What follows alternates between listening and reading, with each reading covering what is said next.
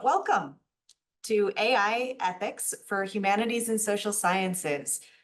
This is a follow-up session to our first workshop. If you haven't had a chance, that's posted on our OARC YouTube channel. Please go ahead and check that one out as well. But we'll begin with some introductions. So I'm Francesca Albrezzi. I'm in the Office of Advanced Research Computing, along with my colleague here. I'm a digital research manager and research specialist, and I've taught in digital humanities as well as world arts and cultures / dance, where I did my PhD here at UCLA. And I wear a couple different hats. I'm the editor-in-chief and director of the virtual gallery for the International Journal for Digital Art History. I'm a UC Women in Tech member. And my expertise really falls in extended reality technologies, or XR technologies, and we're seeing a lot of intersections now with XR and AI. So I've been really looking forward to diving into some of these ethical issues. And I will turn it over to Ryan to introduce himself. Yeah, hello everyone. I'm Ryan Horn. I'm also in OARC, a digital research specialist. Actually, Francesca's minion. So she was my boss. Basically, I'm also a DH specialist. I was actually a software engineer before coming screaming back to academia. My specialty is really in linked open data, GIS, network analysis, and I've been using a lot of basically AI technologies in conjunction with GIS, really to look at how we can use AI to do spatial reasoning, maps, and that kind of thing. And also AI just in general for classroom use and for a lot of our digital humanities tasks. Like it's very good for programming, for instance, but we're gonna get into some of the things where it's maybe a little more problematic or maybe a little more difficult to use. And since there's a sort of small group of us today, we'd love to invite you all to introduce yourselves in the chat. If you have particular questions, please feel free to drop them in the chat. We will have sections throughout. This is going to be a little bit more discussion based than our normal workshops, really because we'll be diving into some issues, but we'll have some exercises or things for you to look at and respond to. So we invite you to please participate in those moments, and feel free to interrupt us at any moment if you have questions. So just an overview of what we'll be talking about today. We just did our introduction, but we'll really be kicking off with a review of the Anthropocene and sort of thinking about the Anthropocene along with AI and what does that look like and what does that mean. We'll dive into sort of things at the data creation level, really exploring the making of training data and what goes into that and where are the ethics that pollinate those early stages. And then the data ingest level, right? When we start building AI, where do we have ethical issues creep in? Do you want to talk a little bit about the other things we'll cover? Sure. We're gonna look at the intellectual property questions. So AI in terms of when you are consuming things, when you are building them, where does that run afoul of who owns what information, how is information used, how is it ethically used? We're going to look at how do you evaluating when you want to use AI, how is it being used? Is it ethical that you're using it in certain ways? So we're going to look at, should you use AI? Could you use AI? Well, how do those questions actually intersect with each other? We're going to look at regulation and censorship of AI. There's a lot of talk, and if you've seen anything from, say, political science, about not regulating AI and about competitiveness and should we be regulating it? Should we be putting more money into it? How does that look from an international scene? How does that look from from here in Southern California even? And then we're going to get into something I think that's very important, that you're not data. That when we're talking about AI, and we talk about what AI is and about this whole information and data economy, to remember that we're human beings. And that's part of the whole humanities aspect of it. It's not just information systems and data, but the actual squishy meat bags that we are that have to interact with AIs. And then we're going to close it with just a little bit about additional resources and really continuing this conversation about AI on campus, because this is the cusp of something new that everyone's using. that we need to continue these conversations and continue this as maybe a group or different kinds of interest things. So we'll talk about how that works.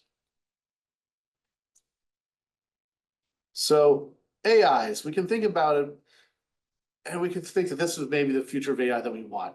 Nice, helpful AIs, things like Wall-E, things that, assist us in tools to clean up our mess, to really help us do what we want to accomplish. This is one vision of AI. Then we have another one, the Terminator vision, where AIs go, bounding across the landscape, killing all the humans in their way, deciding that we are a threat, and, basically a dystopian view of AIs and destruction. And the thing is that either of these are possible, either these things can happen. And what we want to talk about a little bit is, well, how do we not have that kind of future? How do we not have that?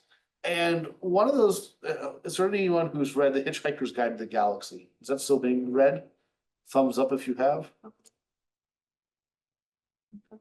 Somebody, anybody? No thumbs up? Oh, well, that's your homework assignment after this. Everyone go home and read the completely misnamed Hitchhiker's Guide to the Galaxy trilogy. There's a great part of the book where we're talking about what is intelligence and what is artificial intelligence.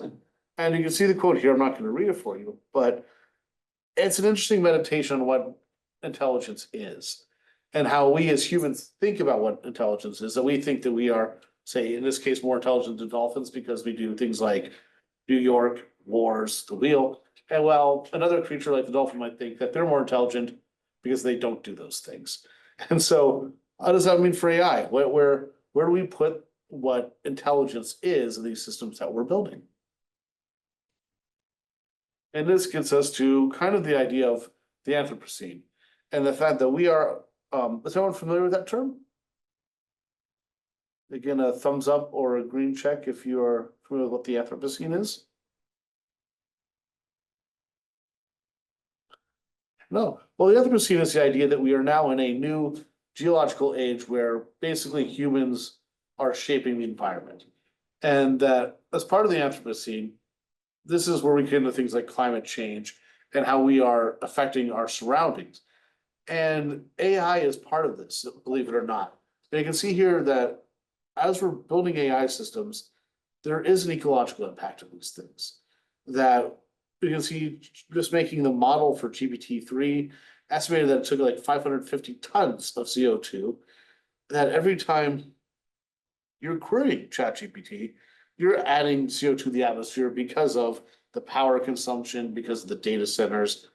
And this is, I think, a really interesting stat that basically a 100-word email is like basically a bottle of water. And a bottle of water for every 10 to 50 questions and answers.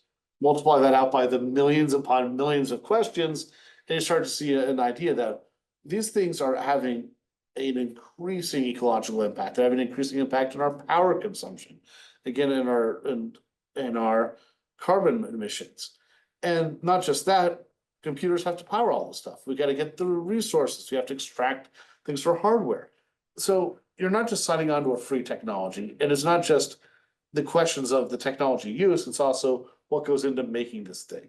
So as we're thinking about using it, think also that there's all of these larger ecological impacts at a time where we're already impacting the environment. And so there's some ethical uses there of, well, maybe it's worth the effort to save a few bottles of water, just type the email yourself in this case. So just think about that as we go on. There's also the Anthropocene, we have a lot of political and social changes that are going on, right? AI is part of that. If you've followed some of the news, you can see that AI is really a site where a lot of us are contesting power, that we've gone from the Cold War to the US being the hegemon to whatever system we're going into now, and that's kind of open for a lot of ideas. But all of this AI is being involved, and AI and technological change is being seen as really one of the linchpins of this new world order and new world system. And what does it mean? Who is putting the investment in? Where are these technologies being housed? What guides are we putting on it? How is it involved in this? This is a much larger political scene. And we'll get into a little bit later. This gets us to questions of AI in society. And that's really what we're going to be talking about today.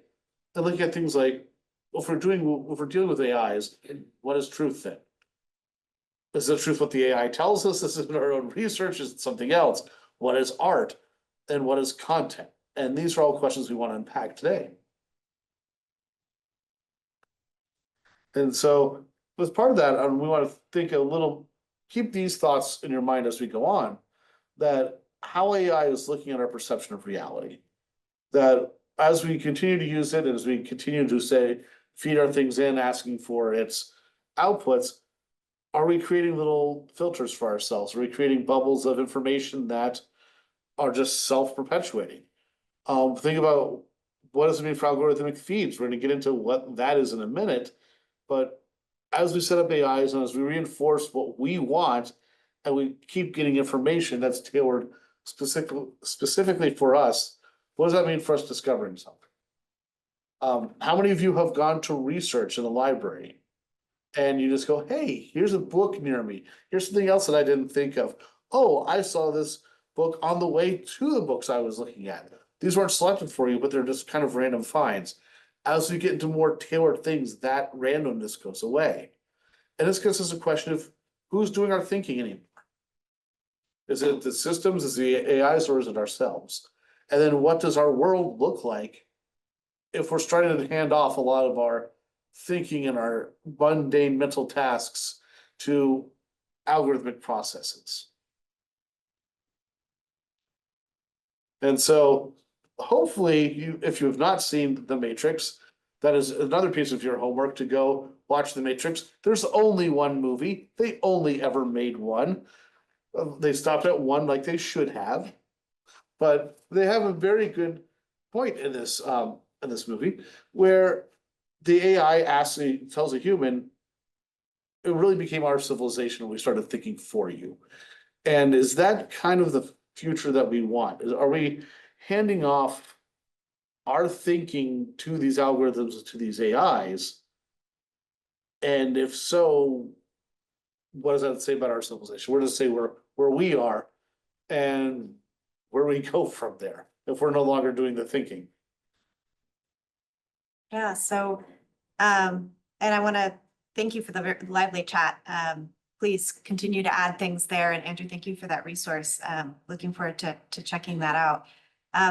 As a humanist, I'm not a huge fan of Yuval Noah's Harari's sweeping sort of summary of humankind, but in outlining how Homo sapiens rose to dominance, or rose to the sort of position within the Anthropocene that they now hold today, he does highlight how we as a species tend to overexploit ecosystems. And I think to Ryan's point, right, it's the question of, you know, acting with foresight. And so we sort of have to look back to look forward. And so from the extinction of megafauna in Australia and the Americas to the collapse of the entire, you know, ecologies like Easter Island, Harari argues that humans have repeatedly acted without foresight, prioritizing sort of the short-term gains over long-term sustainability. And, you know, we've seen this again and again, and I'm sure there's a ton of examples that you could give.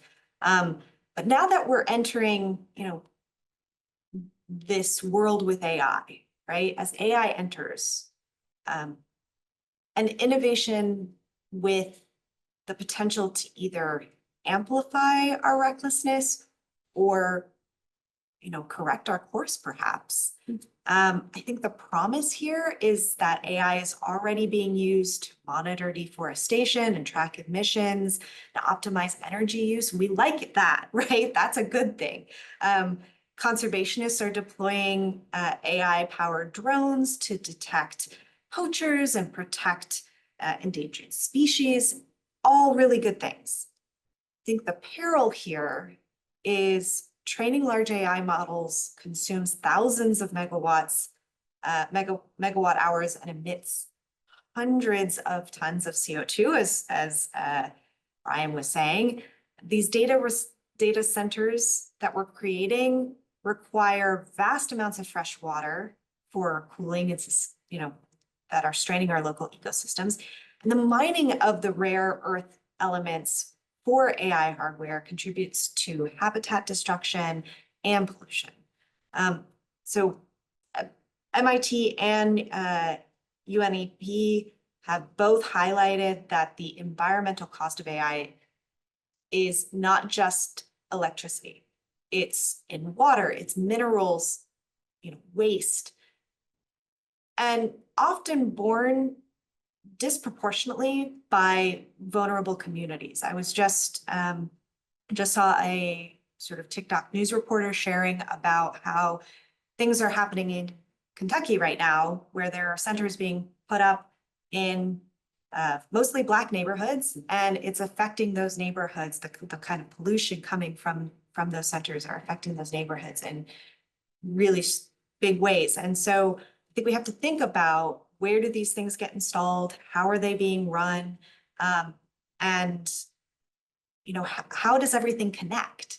So Greta Thunberg embodies the antidote to this historical pattern. I really think her activism is a direct response to the sort of intergenerational injustice of environmental degradation. She calls out our repeated lack of foresight with moral clarity of someone whose future's on the line. And I think we have to really think, when we talk about AI, we wanted to start with the Anthropocene. We wanted to start with the kind of material impact, because it's often invisible when we talk about AI. And so we wanted to start by bringing that to the foreground.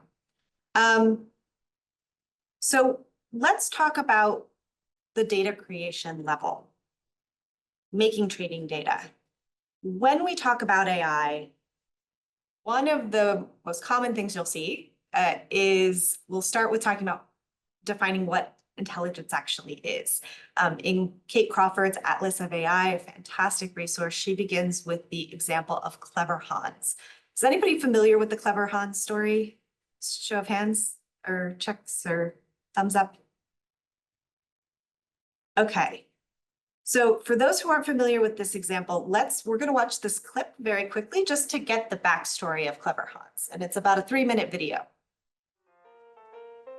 At the beginning of the 20th century, a horse in Germany rose to fame as he knew how to count, add, multiply, and divide.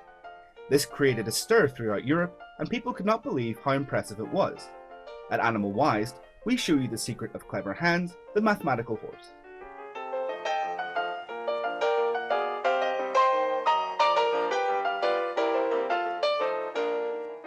Clever Hans and his owner, Wilhelm von Osten, were dedicated to giving shows so that everyone could see with their own eyes that this horse had exceptional qualities. Von Osten would propose an arithmetic question such as, what is 7 times 2? To the amazement of the public, Hans would kick his hoof 14 times. To ensure they weren't cheating, members of the public would ask mathematical questions, and the horse could answer those too. Clever Hans became very famous, so much so that he was featured on the cover of magazines and newspapers. He became famous outside his native Germany throughout Europe. It was at this time the German government became involved when they appointed a commission to verify the horse's ability. The commission's group numbered 13 people, including a circus manager, a zoo director, a veterinarian, a cavalry officer, and a psychologist, the latter named Karl Stumpf, who assumed directorship of the group.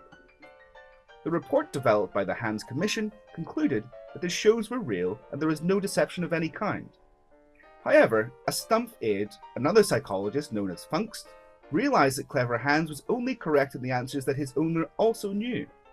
After numerous experiments, he found the horse only responded correctly 90% of the time, and only when the owner knew the answers. When von Osten did not know the answer, the horse was only correct 6% of the time. Upon discovering this, they decided to remove the owner from the experiment and achieve the same result. When the questioner knew the answer, the horse knew it also. When he didn't, neither did Hans. The reality is that Clever Hans did not know how to count, but was an expert at reading the body language of others. This was both surprising and proved his intelligence, even if it didn't include arithmetic. As long as the audience, the questioner, or whoever was present didn't react, Hans would keep kicking the ground.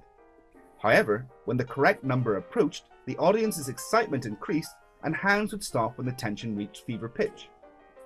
In experimental psychology, this is known as the Pygmalion effect, also as the Clever Hans effect, named after this clever horse. The clever hands effect refers to the influence that a researcher's expectations will have on the result of their experiments. This is because subjects often respond in the direction expected of them. Although it turned out that Clever Hans did not know how to solve mathematical equations, he was an incredibly intelligent horse. How incredible does he seem to you? If you want to continue learning about animals that made history, we encourage you to watch the video we share here. All right. So this is a great example for demonstrating the politics of intelligence. I'd argue that the horse was certainly demonstrating some remarkable intelligence, as it noted posture and breathing and facial expressions in order to then adjust its actions to reach certain outcomes, right? But there wasn't a mathematical understanding there. The anecdote really highlights the observer's expectancy effect, right? How researchers expect to see, or what researchers expect to see often leads to unintentional cues on their subjects. It demonstrates how people become entangled with the things that they study and how bias can find its way into systems. So Crawford remarks how Clever Hans has become a cautionary tale in machine learning, that, quote, you can't always be sure of what a model has learned from the data it has been given. Even a system that performs spectacularly in training can make terrible predictions when presented with novel data in the world. So this is from Crawford's introduction, and I think it's a great place for us to start when we talk about sort of how these well, good evening and welcome to Sydney Ideas. This is how these training models, right, are assembled. And I did include a video there for you of Kate Crawford speaking if you want to learn more about her work. So models are trained on large data sets, and the composition of these data sets profoundly shapes how the models perform. It's critical to consider the diversity and representativeness of the data that's used. So for instance, voice recognition systems have historically underperformed for women because they were trained predominantly on male voices. Caroline Criado Perez in Invisible Women highlights that as recently as 2016, Google's voice recognition software was 70% more likely to accurately recognize male voices than female ones. This goes for text corpora, for training models as well, where female pronouns appear at half the rate that male pronouns do. So this isn't just a technical oversight, right? It reflects a broader pattern of exclusion that can lead to real-world disadvantages.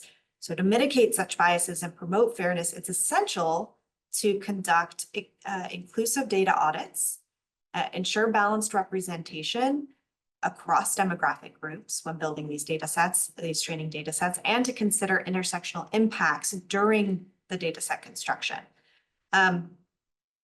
So for instance, when a creative programmer and scholar Joy Wolamini was confronted with the fact that facial recognition softwares were not able to identify her face as a Black woman, she began building her own data set with gender and racial diversity in mind. And meeting with big tech companies, she encouraged them to take greater accountability. Her research and audits provided evidence that facial recognition systems trained primarily on images of white males perform poorly on darker-skinned females. And her research, including the Gender Shades Project, showed that commercial facial analysis tools had error rates as high as 34.7% for dark-skinned women, compared to less than 1% for light-skinned men. And I just want to take a moment here to share some of her videos. Actually, we'll do that in just a minute, but we are going to share some of her videos just to take a look at how that plays out. But if the technology does not work equally for all, then it privileges some over others, right? And the consequence of this discrepancy is tremendous when considering how facial recognition is being used by state and federal agencies as evidence in court, for example, court cases, or by private security companies for apartments and offices for keyless entry, for example, right? Seems quite innocuous, actually convenient. But, so for the former, women and BIPOC people will be more likely to experience misidentification, which could result in false arrests, which is a terrible thing. For the latter, individuals who do not have as high of a likelihood of being identified are more likely to experience just difficulties in entering spaces that are meant to have access to. So this is actually based on a real case that she shares in the book, which you can read about. But beyond the inconvenience, right, of just not being able to get into the building where you live, it could actually put people in danger, right? What if, you're trying to get out of the street because someone's chasing you or, following you, right? And you're trying to get to safety.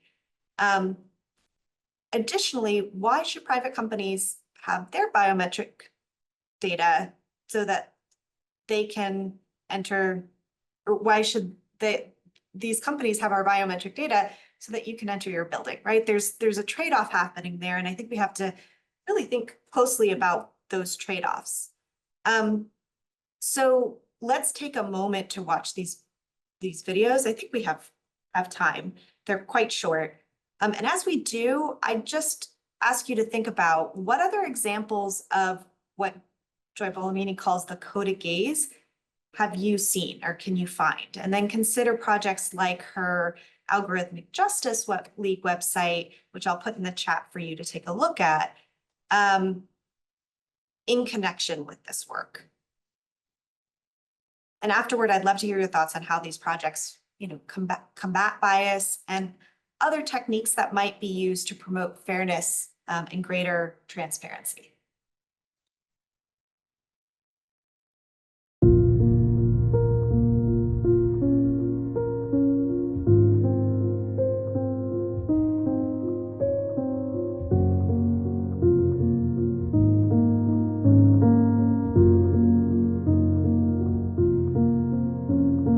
My heart smiles as I bask in their legacies, knowing their lives have altered many destinies. In her eyes, I see my mother's poise. In her face, I glimpse my auntie's grace. In this case of deja vu, a 19th century question comes into view. In a time when Sojourner Truth asked, "Ain't I a woman?"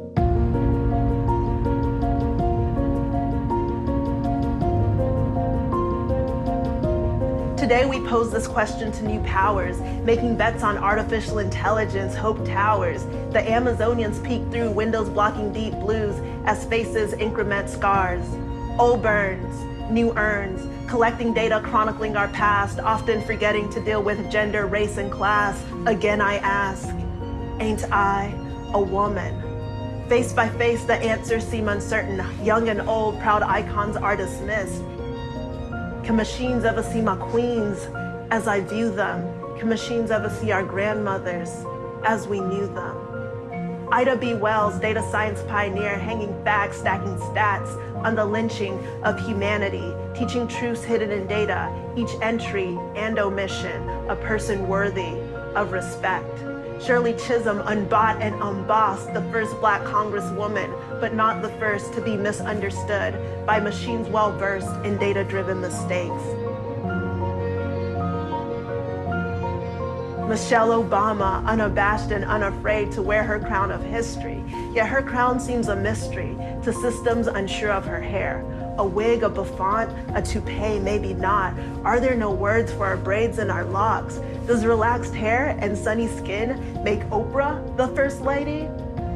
Even for her face well known, some algorithms fault her, echoing sentiments that strong women are men. We laugh, celebrating the successes of our sisters with serena smiles. No label is worthy of our beauty.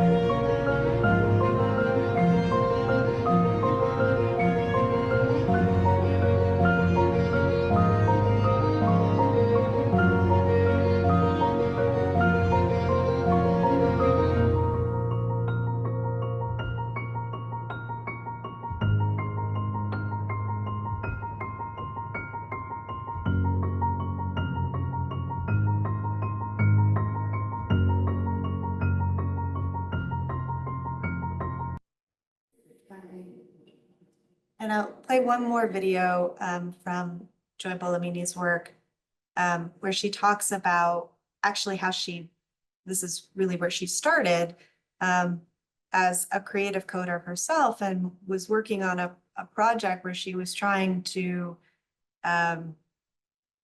basically code something that would recognize her face and follow along, that she ended up having to use a mask in order for the computer to recognize her enough for her to do the coding necessary. It sort of brought her along on this journey, and that's a lot of what Unmasking AI is about, is how she kind of got pulled into this work due to the fact that she was trying to achieve her goal as a creative coder.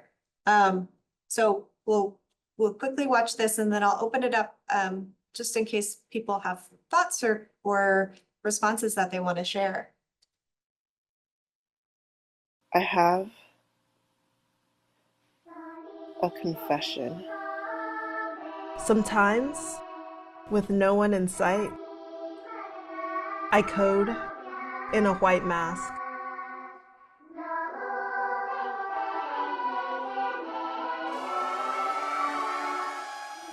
As I make whimsical systems to paint walls with our smiles or project inspirations on faces, I enjoy using code to make my ideas a reality. Computer vision powers my creations, making it possible for machines to detect faces. But at times, I'm invisible. You see, machines view the world through a coded gaze. They digest pixels from a camera in dictated ways. Using machine learning, we create training sets with examples that help the machines detect new faces. A lack of diversity in these training sets leads to limited systems that can struggle with faces like mine. To save time, code libraries for facial recognition are shared like off-the-shelf parts. Many computer vision projects share the same code. Any bias in the system propagates widely and implants a coded gaze. The coded gaze reflects the views of whoever creates the systems. All of our work reflects both our aspirations and our limitations. Can we do better? Yes. We can begin by intentionally creating inclusive code. I call this encoding. Encoding is a mindset that asks, who's missing? Detecting the invisible is easier when you have full spectrum teams equipped with different life filters. Who codes matters. Encoding is a process that explicitly checks the impact of bias during the design, development, and deployment of coded systems. How we code matters. Encoding is a personal mission and an invitation to create a world with a culture of inclusion. A world where technology works for all of us and centers social change. No more masks.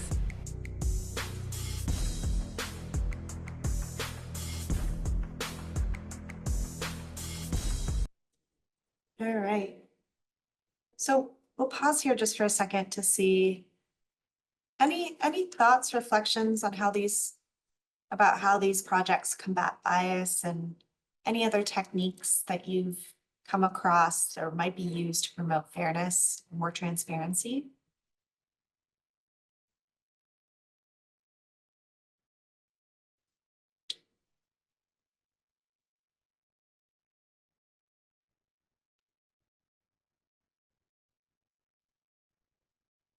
Jonathan, thank you for sharing in the chat. You're a great resource.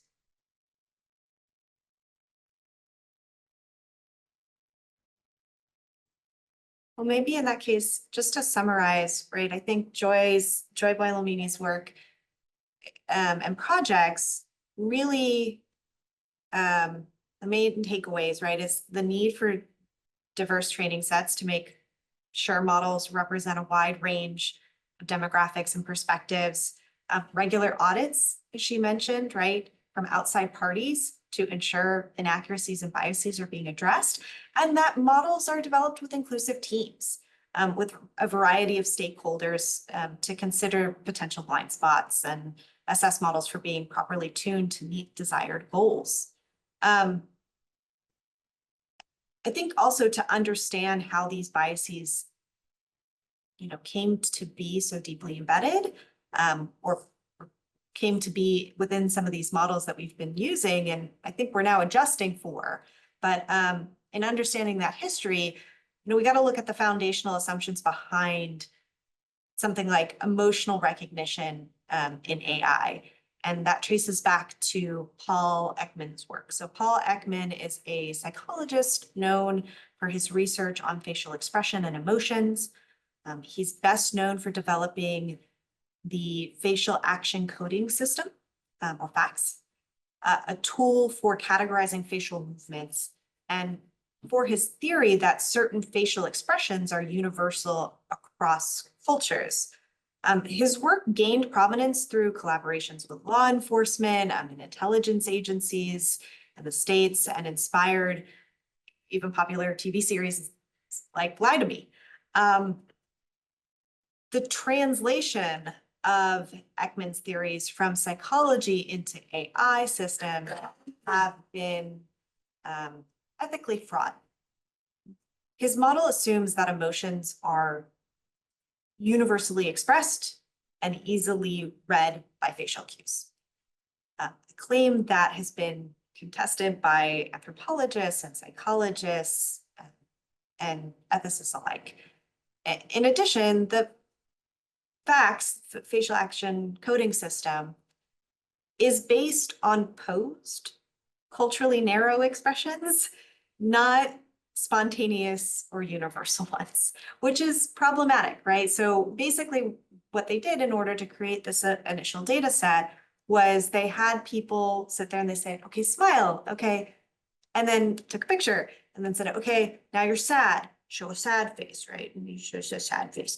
And then, okay, you're really angry, show an angry face, right? So these things were kind of not authentic, right? Not captured in situ moments. And I think we all know, you can feel one way and have a very different look on your face. So there were issues there in terms of creating that initial data set. And FACS treats the face as a map of discrete measurable units, a framework that would later appeal to computer vision researchers. I mean, it's quite obvious, right, that if we can use computer vision to look at the face, that we can then start to analyze the face and the way that the face moves. In the 1990s and early 2000s, researchers in affective computing began using FACS to train algorithms to detect emotional states from facial expressions. This marked a shift from human-coded analysis to machine interpretation of facial data, often using Ekman's emotional categories such as anger, joy, or fear, right? And so the FERRET program, FERET, was launched by the US Department of Defense in the mid-1990s. And it was aimed to evaluate and standardize facial recognition algorithms. While FERRET focused on identity recognition rather than emotion, it relies on the same assumption as FACS, that the face can be quantified, categorized, and interpreted by machines. So FERRET helped establish benchmark data sets and performance metrics that would shape the facial recognition industry and still do to this day. And as you might have guessed, this has been incredibly problematic. Studies have shown that Black individuals are more likely to have neutral expressions misclassified as angry or threatening. A 2020 study by National Institute of Standards and Technology, or NIST, found that facial recognition algorithms had higher error rates for people of color, particularly in identifying and misinterpreting facial features, right? We saw that in Joy's work. And because FERRET became a foundational data set for early facial recognition research, its lack of demographic diversity contributed to the development of systems that perform less accurately on people of color, women, really non-Western faces. This has had long-term consequences for fairness and accuracy in biometric technologies sort of wrote widely. And Kate Crawford talks a lot about Ekman's work in Atlas of AI and argues when Ekman's framework is embedded into machine learning systems, it can lead to false claims of objectivity, misinterpretation of emotions, harmful applications and surveillance, hiring, education, and law enforcement, right? We're seeing these things be used in classrooms to monitor, there's companies that are saying, oh, you can use this facial recognition software on, if you have a remote classroom, and it can tell you when your students are paying attention or not. Facial, expression is a personal thing and it can vary. So this kind of work needs more nuance, right? It begs for it.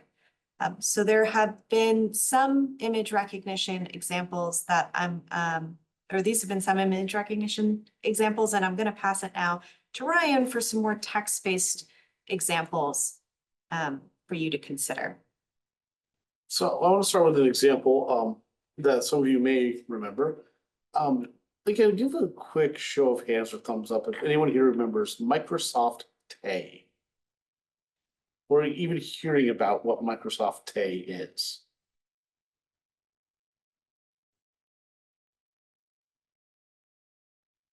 Oh, so most people missed this. So Microsoft Tay was, the next slide, food.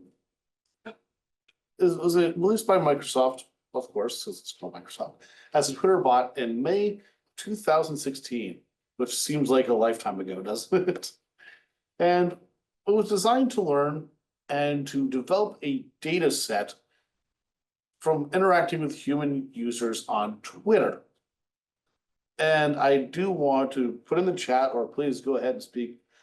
Does anyone see what could be a potential issue with having a open chat bot that you say is going to be forming data based on interactions with people on Twitter? At the time, it was Twitter. Yeah, at the time it was Twitter. I'll be in the cold hard ground before I call that X. It is Twitter. So anyone see a problem, a potential issue with a corporation saying we're going to make a training data set based on what you tell our bot? Immediate one. Trolls. And Andrew, what do you mean by that? Trolls, racism. Yeah, friendly, normal Twitter talk, right? Biases. Yeah, this is a mess. I mean, if anyone's been on social media and what social media has become, this stuff's always been there, right? People trolling, which is just being, intentionally giving wrong, harmful information. Exactly, Andrew. It's not really some people enjoy burning things down, right? So what happened to Microsoft Tay? Basically, almost immediately, the trolls attacked it. So it became targeted by people who wanted to cause harm. And it started to spew extremely offensive, racist, misogynist, and other content, Holocaust denial, talking about the list. I'm not even going to get into the details. You can look it up. It's pretty obscene and harmful thing. And it shut down within 16 hours of it opening. Microsoft pulled the plug and said, our data set is unusable. So this is an example of you have training data, but what happens when your training data is pulled from the absolute worst impulses of humanity? And these are the worst impulses shown in a public forum like Twitter. So there's an issue here. And that issue goes on even more for some other data sets that we're using for AIs. That we were talking, and what Francesco was saying was data sets that omit things that were not intentionally designed to harm, but were there anyway, because who's designing it, As I'm fond of saying, most people who've designed AI things look exactly like this guy. And it's made by things that, white males liked or knew or put together. But what happens if your data set becomes something different, where there's intent to actually harm through the data set? There's a recent study, we have a link to it here, where 33% of all of our large language models, of our AIs, of our data sets have been infiltrated by Russian propaganda. This is stuff like Pravda, this is Russian Today, this is Kremlin-based actual propaganda that's showing up in the results. That's 1/3 of the large language models. So you put something in and you will get a specifically Russian generated propaganda thing. And so this becomes a much larger discussion about where are we getting this data from and what are data sets about? We have, omission ones, we've got malicious ones, and then we've got what happens when we're building our data sets on the internet? Where are we getting our data? Are we getting data from places that is clean? Are we getting data from, we'll get into this later, data that's stolen, data that actually may be incorrect and intentionally designed to break these things down? And so when you're using an AI, it's not just there's bias, like where is this data that was used to train your AI? And that's something that always consider when you're looking at it, especially if you're going to be doing research with an AI or seeing how an AI responds to you. If 1/3 of them are already full and this of malicious propaganda, that becomes a problem. If I walked into the library here and 1/3 of it was full of just absolute state-sponsored nonsense, that's a research issue, and that's a significant issue that is really not getting a lot of attention.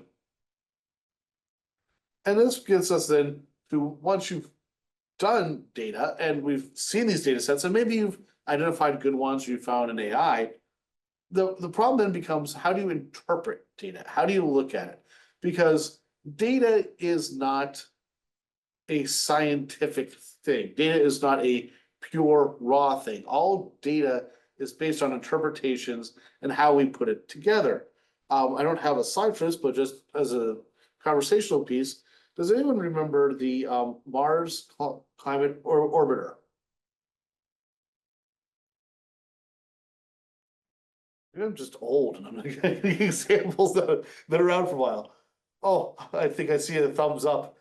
Yes, there's somebody else who remembers this. What happened with the Mars Climate Orbiter? Well, the data was correct.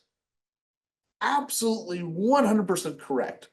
The problem is that the contractor Lockheed Martin used American units while NASA used international units for figuring out the actual height and the elevation of the Mars Climate Orbiter. So metric versus imperial, and the thing either slammed into the Mars and blew up or skipped off into the sun and got consumed. So, but this was accurate data. But the point is that culturally, we looked at it differently. Culturally, we measured it differently. Culturally, it's a different construct. And so think about that for all of your data. Every time that there is data out there, every data set, there is no such thing as pure scientific stuff. It's all being filtered through humans. And how we interpret it is in the next filter, and how we build our algorithms are yet another filter. And that gets us into a really fantastic book. Again, this one is also free through the library. Sophia Noble gets into it with algorithms of oppression. And the idea is that a lot of these algorithms, these ways of filtering and sorting data, because who wants to sit here and read 10 million internet pages? You're not. That's why we're using AIs to help sort and filter this. That a lot of our unconscious bias is built in the algorithms, whether we recognize it or not.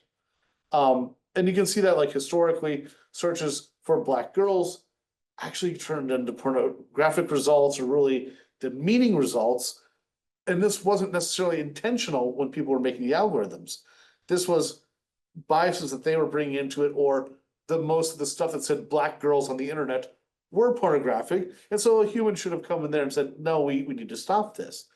And that a lot of these things, though, again, are just culturally what we're putting into it. Next slide. And so these are the biases that we have and that we're building into our algorithms are not always obvious. And that's part of what we're talking about for these AI, and for AI in terms of ethical use, is that the algorithms that we're using for our AIs are really influenced by the people who are doing it. And again, I was a software engineer before I became an academic, and I can tell you that we're working on, where I was working was doing neural net software in the early 2000s, and it was all white guys, all with computer science backgrounds, all living in like upstate New York, all wearing leather jackets and plaid shirts. This was not a very diverse group of people working on these things. And so again, what we were acculturated to is going to show up in those AIs simply because that's the background we're from. So those foundational choices about data structure, labeling, categorization shape the behavior and the biases of AI systems. Classification is an inherently political act. I think if you've taken any DH courses here at UCLA, you've heard this. You're familiar with this, even, information studies. This is sort of, we understand this to be true. So classification systems shape how we see, sort, and value the world. In AI, categories are not neutral either. They reflect cultural assumptions, power structures, and historical biases. So I want to discuss how this is played out in two foundational AI data sets, WordNet and ImageNet. So WordNet was developed by, at Princeton University in the 1980s and 1990s by George A. Miller and colleagues.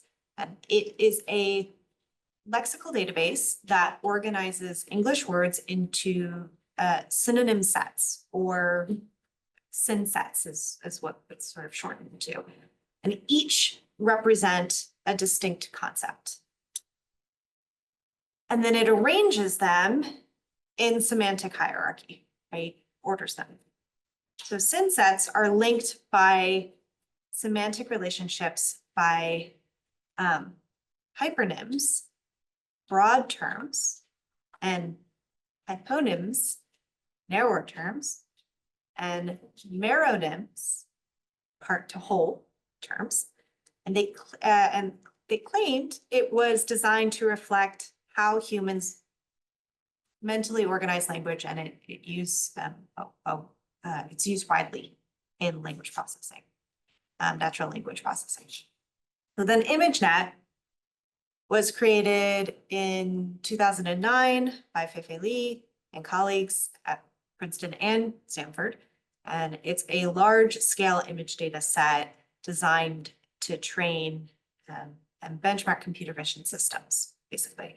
So it contains over 14 million labeled images across 20,000 plus categories. Each category is based on a WordNet syn set. So ImageNet aimed to provide roughly 1,000 images per syn set. Okay. ImageNet used WordNet structure as its backbone, mapping each image category to a WordNet syn set, right? And this gave ImageNet its semantic hierarchy structure, right? So for example, you would look, for doing a hierarchy, right? You look at the category of animal, to then find dog, to then find golden retriever, right? Make sense? Yes? Okay. WordNet provided the semantic scaffolding for ImageNet's categories. However, this meant that ImageNet inherited WordNet's assumptions, including problematic or reductive labels for people. So in ImageNet, the people subtree included categories like groom, or orphan, or criminal, and prostitute, with then real human faces attached. And you can see how this is getting uneasy here, right? We're feeling uneasy about this. So for example, criminal, this is a real human faces being labeled with a stigmatized identity then. Prostitute, right? There's gendered and moralized classification with no consent happening here. For orphan, right? We're reducing a person's identity to a social condition. And these labels were not only reductive, but really dehumanizing at the end of the day, right? and often racially coded. The attempt to exhaustively illustrate every WordNet category led to ethical breaches in consent and in dignity, really. These labels were then used to train AI models. And when that happened, right, it embedded cultural, racial, and moral biases into these systems, now powering facial recognition, surveillance, and all kinds of things. And I included some references here in my notes, and we'll share out these slides if you're interested. In the way that they've tried, ImageNet has tried to address some of these things and gone back in and recognized how problematic a lot of this stuff was initially. But it's really important to know both where your data comes from and how it's structured. I think we've covered that. But part of understanding where your data comes from is who owns it, right? And, or just who owns what, really in general when it comes to data, really big data. And understanding if it involves someone's intellectual property and how we're addressing that. So how many people know Hayao Miyazaki's work? Anybody? Show of hands, yes, a few thumbs up. Awesome, okay. Legendary Japanese animator, filmmaker, and co-founder of Studio Ghibli.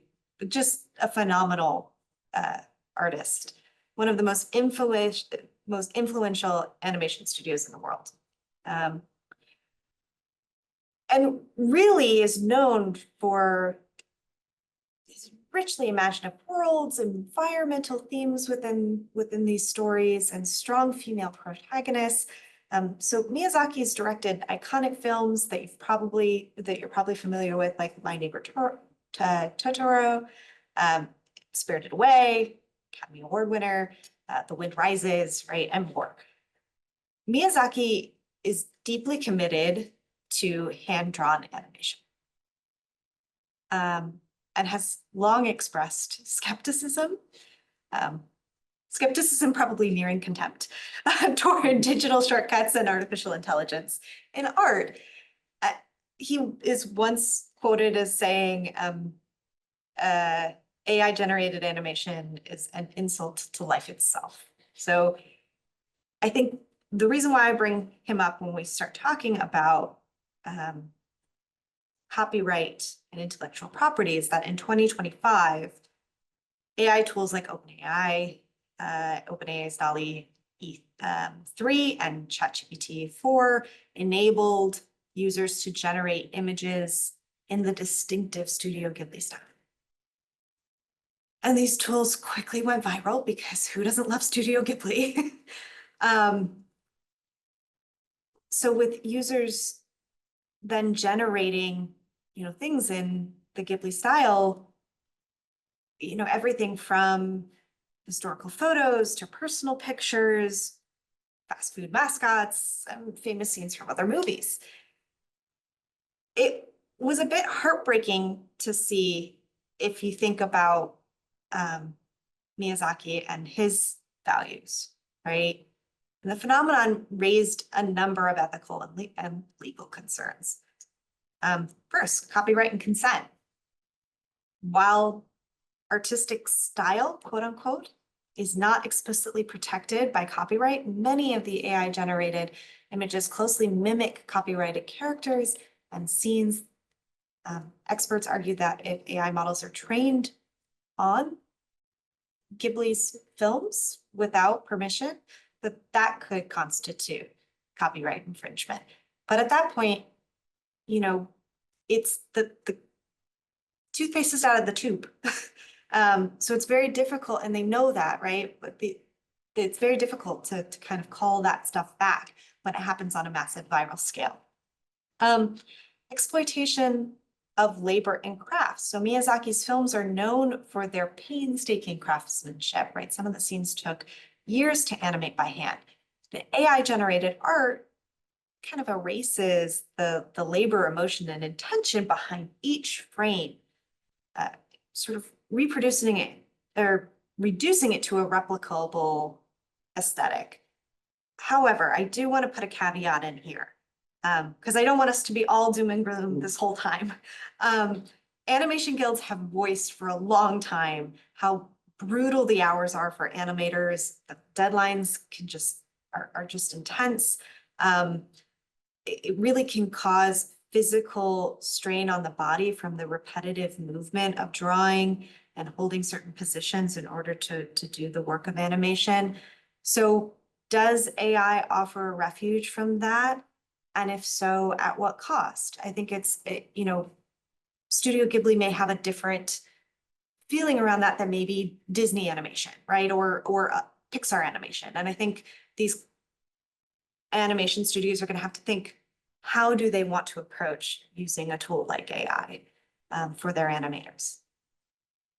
Misuse and misrepresentation. Some AIs generated Ghibli-style images and have been used in politically charged or offensive contexts, such as depicting detainees or public figures in stylized, whimsical formats that sort of trivialize the seriousness of this issue. So when we're able to stylize things so quickly and easily, does it still remain satire, or does it, what are we risking, right? And cultural appropriation. Studio Ghibli's visual language is deeply rooted in Japanese cultural and artistic traditions. Using it without context or respect sort of risks flattening its meaning and turning it into a meme, right? Are we doing it a disservice when we turn it into something that can operate so quickly and go viral in this way, right? So using that example as a way into talking about boring copyright, in copyright law, authorship or invention typically requires a human creator, right? That's essential to how our copyright law operates. So what does this mean for content or ideas generated with the use of AI or machine learning? Cases like Thaler v. Vidal in 2002 demonstrated that a patent could only be granted to human inventors.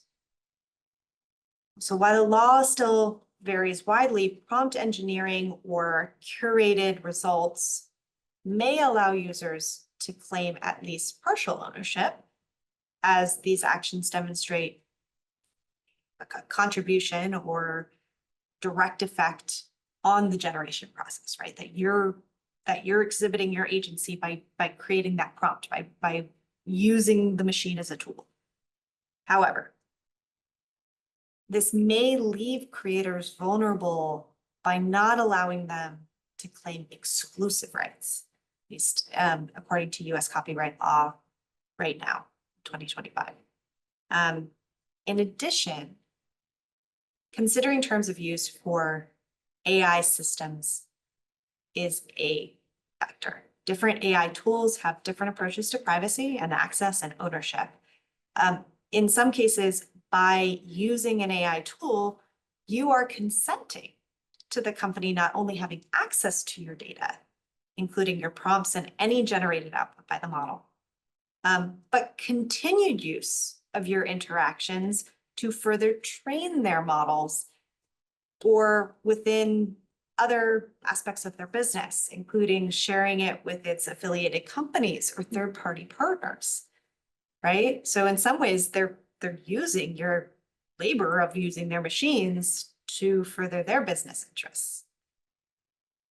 So in terms of very large training data sets, it's also important to note that some may contain copyrighted or licensed data, but it is very difficult to prove that without direct access. So in this case of Studio Ghibli, right, we don't know for certain, at least I'm not sure, I haven't found evidence yet. I'm sure there's a lawsuit going on if they actually took the films and put them in and used that in order to create that tool, right? Or create the ability to create the Ghibli style. This essentially means that intellectual property is being used without credit or payment for that labor. So any use of those AI models create concerns regarding plagiarism. We may be taking other people's ideas and not know it, or other people's intellectual content and not know it. Even if the initial training data set is not copyrighted or licensed, if users make use of copyrighted or licensed materials in their prompts, for example, right? If you take somebody's work and say, okay, I'm going to feed this in, that data may end up contributing to the training model of the system. So you may be actually breaking copyright for somebody else. When choosing to make use of AI or ML methods for research purposes, be sure to check that the model respected copyrighted laws during its training phase and ensure your use aligns with fair use principles, particularly in academic. And I have also included some citations here that you can take a look at that cover this. It's tricky, right? It's really, really tricky, and it means digging into the weeds of the terms of use, which is not the most exciting thing, but it is interesting to start to parse what, for example, these LLMs, how do they differ in terms of their terms of use? So I just want to give us a minute here. I think we have a little bit of time, so I'm going to copy these different terms of use into the chat for you all and give you a minute to look over them and think about what are the similarities among these terms of use, and then what are critical differences that you notice? What do you see that change? And one thing also to look at for the terms of use is, as Francesca was saying, yeah, you could be violating someone else's copyright. But what about your own original research? Do you want to plug that into, say, a prompt and say, hey, give me a suggestion on this, or give me a spell check on this? Does that then become part of their training model? And if it's your original research and things that you have not published or things that you've not distributed widely, that becomes part of the model. So your ideas are now out there, but they're not credited, as we've said. You don't get on these models a citation trail the same way that you do through actual academic work. So you've now contributed, you've added your ideas out there, they're now being used, and no one has any idea where it came from. And so that's a little bit different than, say, open source or open research, where we're still doing things like Creative Commons licensing or citations or, ethical use of ideas. That's not happening in the same way. And part of the terms of use, maybe look at that and think about it as you're reading this.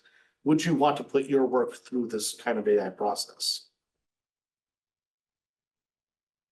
Has anyone had a chance to open up and sort of look through those?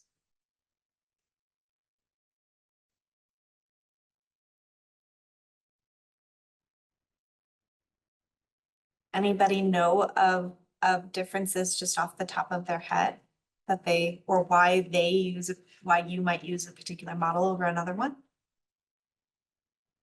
I think one thing you might notice quickly is that each of these platforms sort of similarly express expectations that users, should not or cannot engage in harmful or abusive or illegal activities through the use of the platform.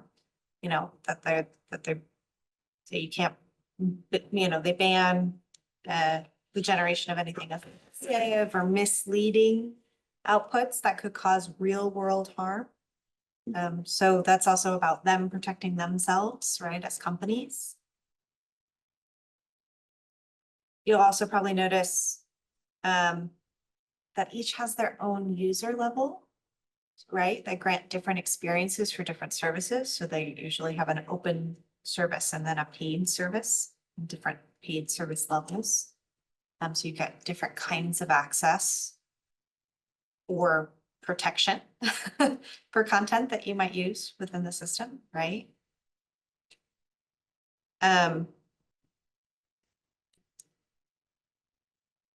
Anybody else notice anything else?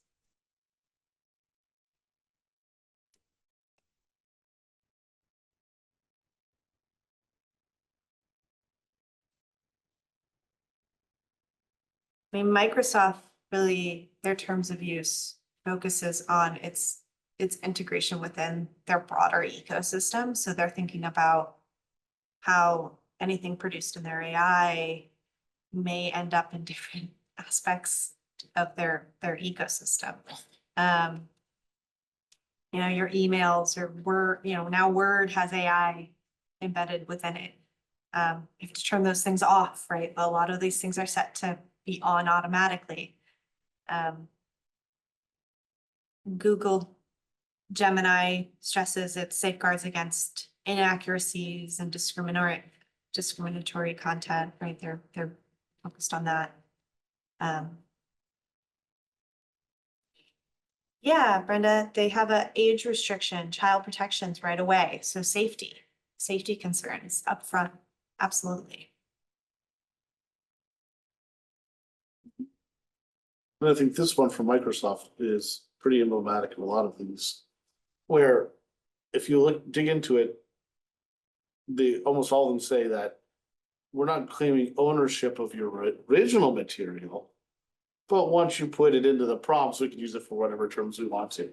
So that's how they're trying to cover themselves from an ownership standpoint and say, yeah, we're not claiming ownership of what you've put in, but we now have the right to do whatever we want with it. And so that's just something to be aware of with this as well. That's a good question. Is it their own database? Basically, they all have different data sets, but we're going to get into in a few minutes of how the boundaries between those data sets actually get erased fairly often. So yeah, each one of these has its own training data, its own training set, its own database, if you will. But there's a lot of cross-pollination that happens, especially when you have different kinds of users. And then they all have their own sort of secret sauce, right? Oh, yeah. There's elements to each one of these things that makes, you know, one LLM may be weighted differently than another one in order to produce a certain kind of result. And so we'll talk about that more in a minute, but it's a great question. And so this gets us now into, hopefully we'll be a lot more interactive, and this is one of the things we want to go with. This is about understanding and evaluating AI uses. And this is maybe why you came here today, is to think about, we have AIs, they're here. Whether or not we want them to be here, they're here. So how do we use it? How do we evaluate when to use it? And again, it's still from Jurassic Park, fantastic movie. I'm so glad they didn't make any additional ones. Well, it's now like 8. Anyway, he has a great point here about the use of, say, genetic material, but it's the same thing for about AI. Should we use it? We can use AI in lots of different contexts. And so it's no longer a question of can. It's no longer a question of could we do this? It's now a difference of should we, and is there a need to use AI? And so the first thing I'd just like to throw open to the entire group here, who's used AI and how have you used it? For instance, I've used it for when I'm coding. It helps with some of the tasks I just don't really want to look up. Like, okay, I know that I need to do some kind of register here, or I know that I need to use pattern matching here, and I really don't feel like looking up the exact specifications of Unix pattern matching. Fine, do that, and I'll check it. That's one of the ways that I use it. Very, very much as a check on some of my coding, or to do utility work that I don't learn anything. It's not creative. It's just plug in the library here. And that's generally how I've used it a lot. I've also used it in this presentation to generate images, simply to have something pretty to look at as we're talking. But there are some issues with that, like where do these images generated from? I would never publish a work with these images. I would never use these images in the commercial context. I'm just using them here to help with a presentation. So that'd be 2 places where I've used it. Anyone else want to share where have you used AI so far?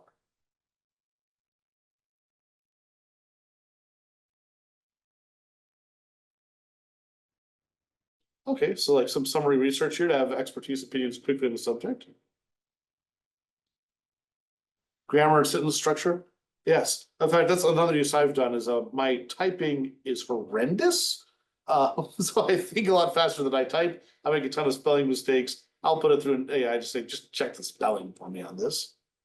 So, all right, we've got some research. We've got for initial review of literature and also checking grammar and spelling and sentence structure. Metadata sets, okay, yeah, it's actually very useful for that. We've done experiments here at OARC actually of feeding through API descriptions and metadata descriptions into large learning models, which then helped us actually write code around it. Also be very useful if you have a data visualization and you're looking to sort of summarize or create alt text for it. It's actually Yes. getting very, very good at that. Yeah, something you can do on the fly because you don't want to program 10,000 alt texts for some kind of network analysis. And it's really good with templated things, right? Mm. Like say you want to put out a call for papers, right? And you kind of have your main points of what you want for the call of papers. If it's seen, a lot of these calls for papers or letter templates, right? All of these things have a particular way that they are formatted or things that they tend to include. And I think it can be very useful with those types of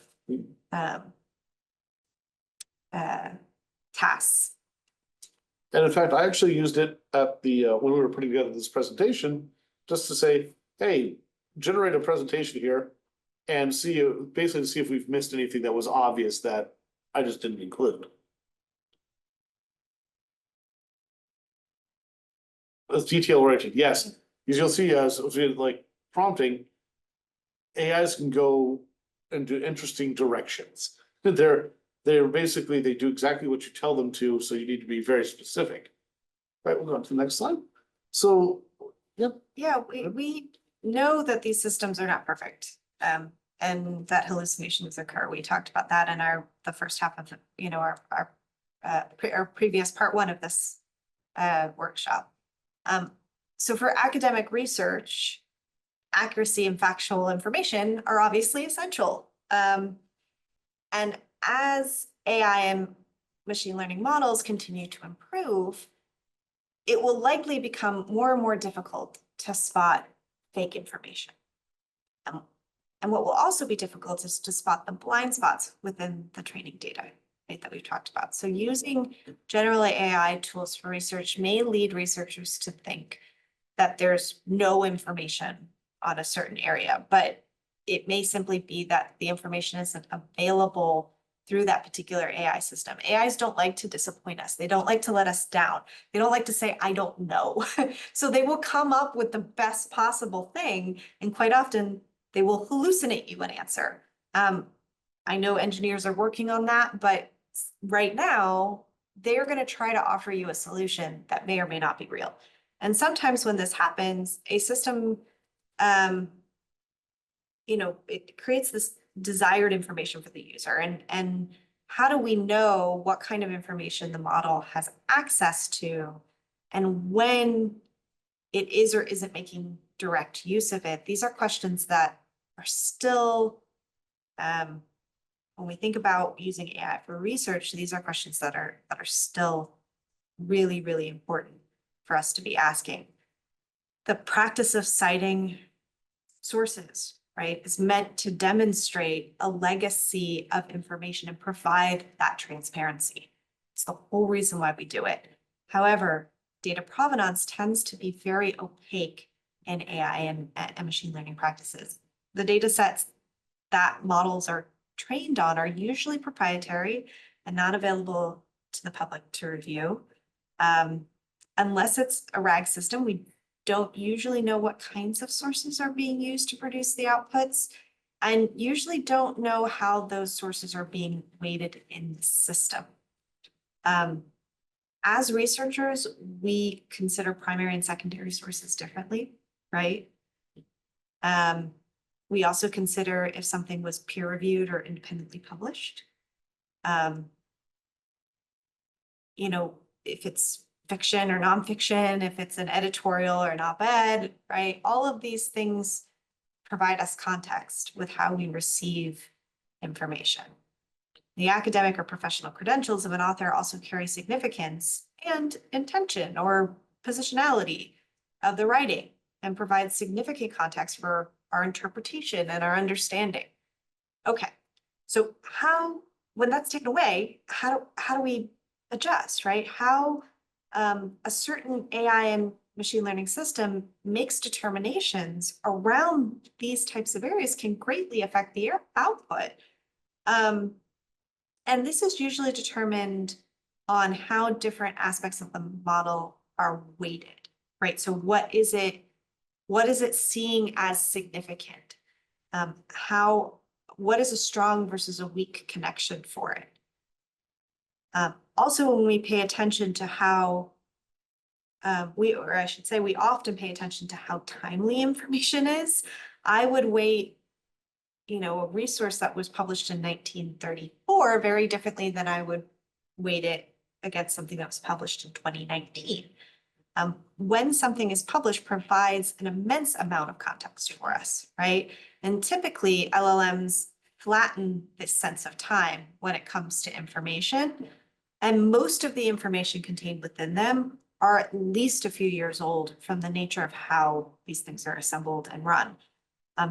In fact, the frequency at which certain information occurs tends to be more significantly weighted than when something was produced or how factual it is. So like how often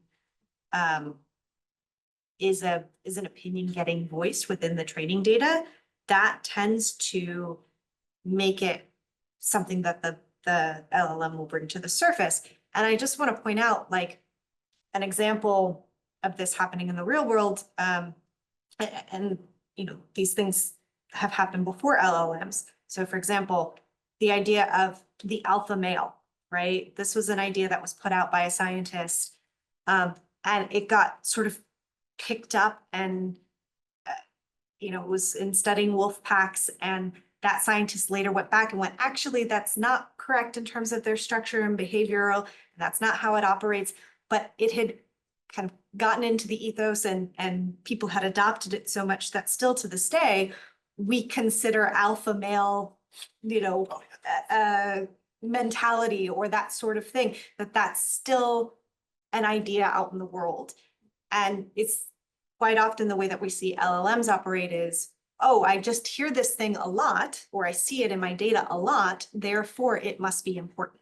And so what does that mean for people, for the information that's in these things, and how, if we are interacting with them, who's interacting, how often, and how is that reshaping the way that these systems deliver information? Yeah, so. And that's the same study, wasn't it, that showed that we get all these ideas about beta males from. It was just that the wolf wanted to be left alone for a little bit. But this was just off of the back, like, I want some me time. So funny enough, Jonathan just anticipated this slide in the chat.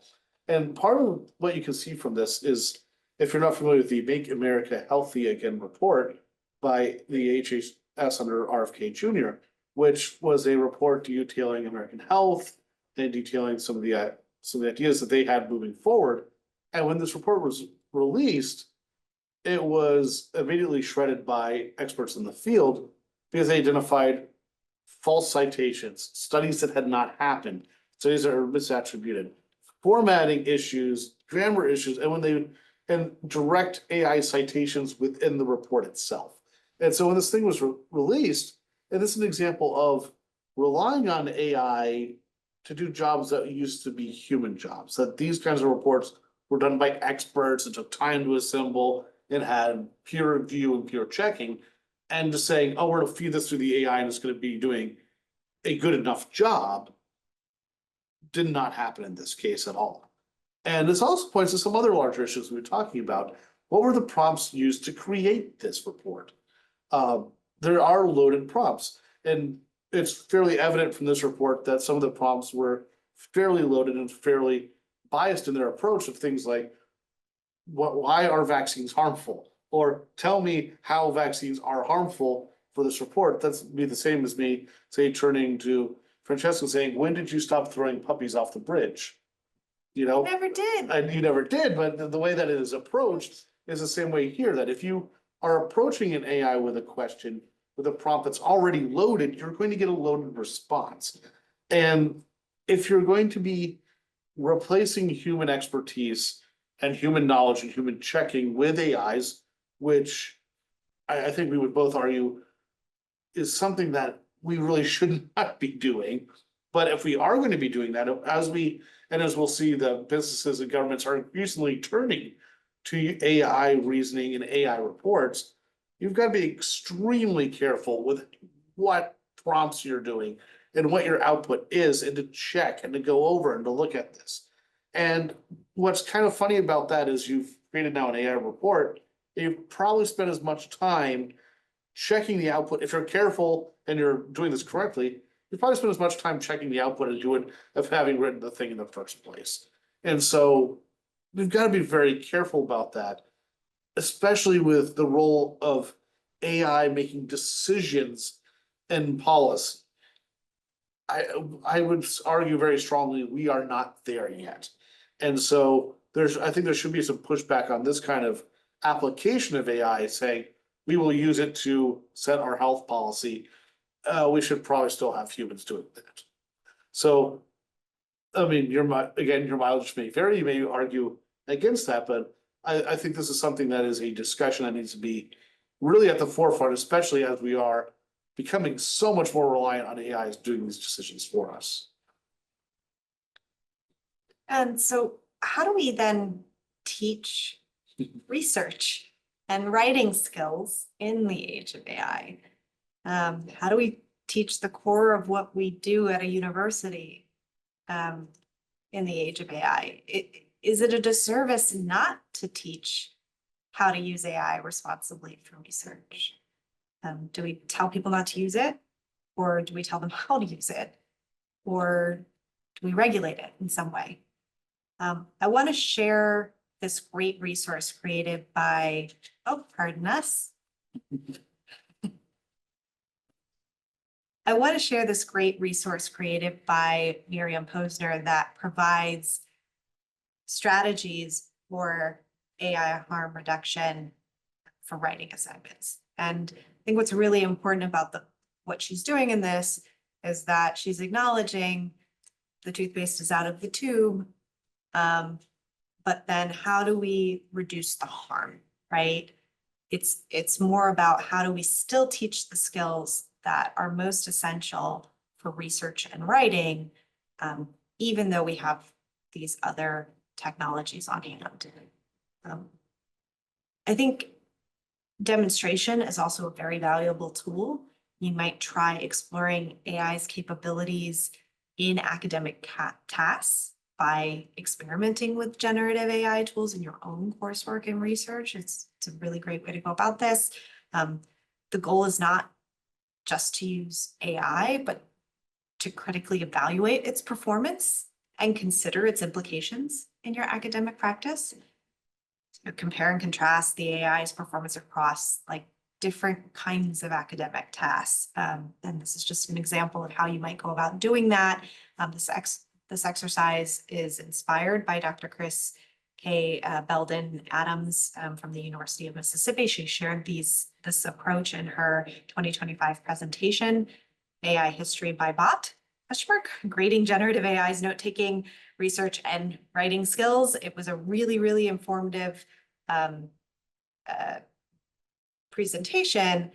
And I think it's useful to discuss the potential benefits and limitations of using AI, right? How tools might change your approach to learning and research in the future.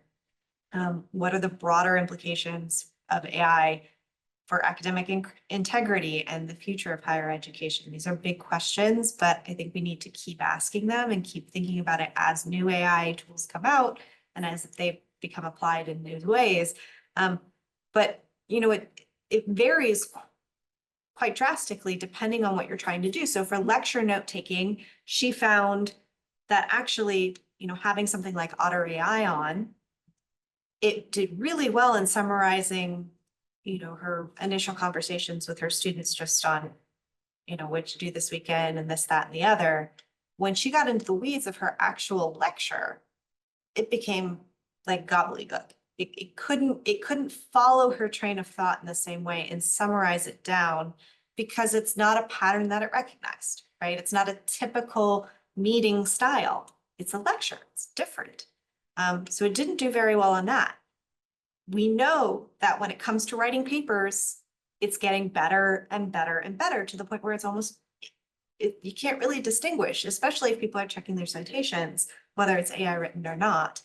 And so this is where we have to think of how do we evaluate this, and how do we understand, things like accuracy, relevance, efficiency, usability, bias, originality or creativity. Like maybe we incorporate that into the way that we grade things. And I think we're going to see, even in the workforce, we're going to see a greater priority on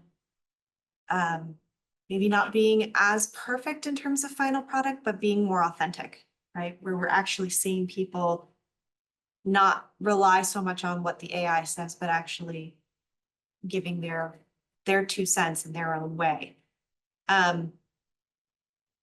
So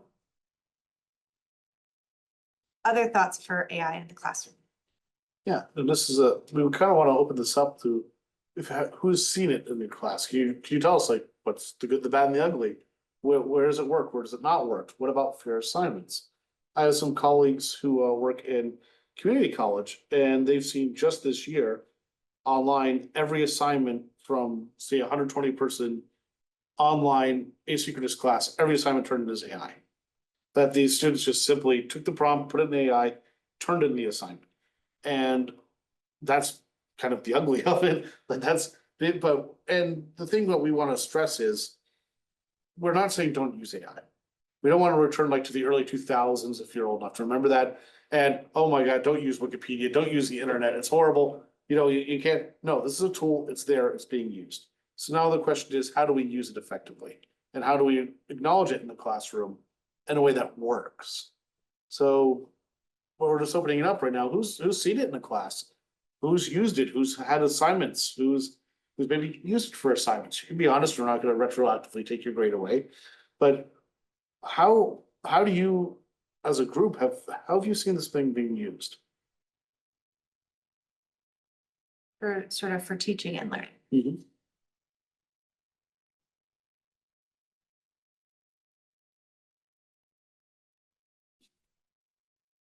So to verify research, but yeah. Yeah, the copy paste technique is no fun. Mm-hmm.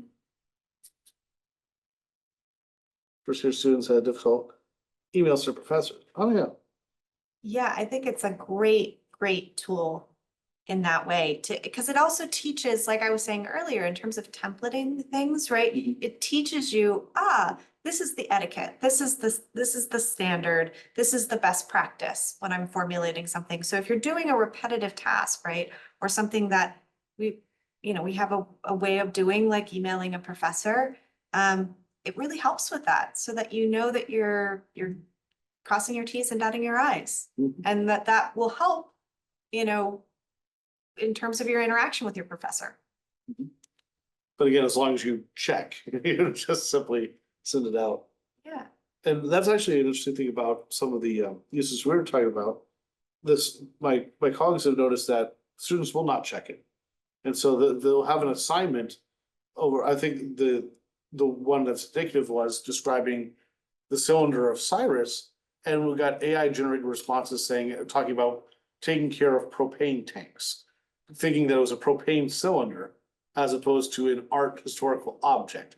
And so those are easy for us to catch, but it does show some of the uncritical use of AI and some of the issues that you can encounter there. I'm wondering, also too, have anybody seen like AI these like meta glasses, or something similar in their classes, students wearing them. I'm just putting mine on so you can see, you know, they're very subtle. But I then do have access to Meta in my ear, essentially. I have tried them with whispering. You can like whisper to your AI.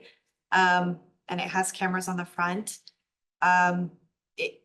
Is there anything that's happening in classes of like students being able to talk to their AI while they're in class, being able to understand a question? Sometimes it's helpful in terms of listening and recording, but also could be, you know, problematic in the way that you're not formulating the question, you're asking AI to formulate a question, right? Benefits, drawbacks there. I mean, it's certainly in terms of those who are hard of seeing, having the cameras in front and saying, being able to say like, look and read has been very useful for me. I have very bad eyes, and so practicing with a tool like this can be very useful. But anyone have any experience with kind of these on the go AI tools too?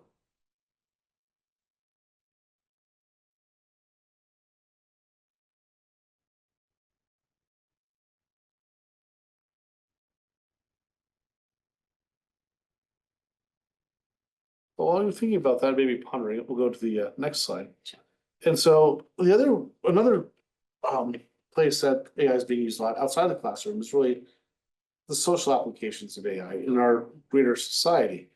And this gets into some things we're talking about, like say big data earlier, that AIs, as they're crawling, as they're generating more data for their training models, as they're grabbing more things, is really kind of an automatic collection synthesis of data. AIs are not reasoning things in the way that we reason. They're pattern matching, pattern recognition, they're grabbing data. They cannot make ethical or judgmental things about data the way that we do. And so they'll do all this data collection in ways that we may not approve of or even have legislation against. If you look at, say, data collection in Southern California, just last month, we can give you the links for this. We do have laws against data sharing from our policing agencies with immigration enforcement. And just last month, we know of at least 100 cases in Southern California alone where that was violated, where our agencies were sharing data they should not have shared. But when you say, well, maybe that's a human issue, to some extent it is, but it's also a collection issue that a lot of these are automated questions, automated processes, automated collections. And there's a company called Flock, and if you go to the next slide, we'll talk about this, as a license plate reading company. So they have it's about 5,000 communities in the United States where they have license plate reader cameras. And what they do is they have AI enhanced things like facial recognition, license plate recognition, predictive modeling, and that gets all put into a database. Now, according to Flock and according to how this is structured, the people who operate the cameras own that data and they can do whatever they want with it. Most of the time, these are law enforcement agencies, which then elect to share their data with other law enforcement agencies. So they're building larger networks of shared data. And what Flock has done is introduce different kinds of tools, including these network database and AI enhanced lookup tools. And because it's being voluntarily offered by the communities and by the organizations, technically, they're not violating any of our privacy laws by people scooping that all up. And so because this is a private company and they're electing to share the data with each other, say, for instance, ICE has access to this, so we know they have access to this. So they're putting together all these databases. And it goes beyond that because the data that's being shared is also data that these customers have connected to other databases themselves. And so what became controversial here was that the company Flock was putting all this together uncritically, and then people were realizing that they were actually using troves of stolen data, credit card information, health information, things on the so-called dark web. And this now became available to every law enforcement agency in the country that participated in voluntary data sharing within Flock. You can start to see why could be an issue. When this news story broke, and this is where I think we're getting some critical issues, the company said that we considered using stolen data, but then decided against it. And so this gets back into what is being put into AIs. The companies are admitting that there's stolen data out there that they consider using, but they're like, oh, we won't use it. That doesn't mean that another partner hasn't used it that they've then consumed. And so as you're thinking about AIs again, and thinking about all the stuff that's being networked and all the stuff that's being put together, even with our legal controls on how AIs are being used, those are being subverted, either consciously or unconsciously by some of the products and some of the services that we're using. And that gets us into yet another issue, not just accurate data or stolen data. The next slide.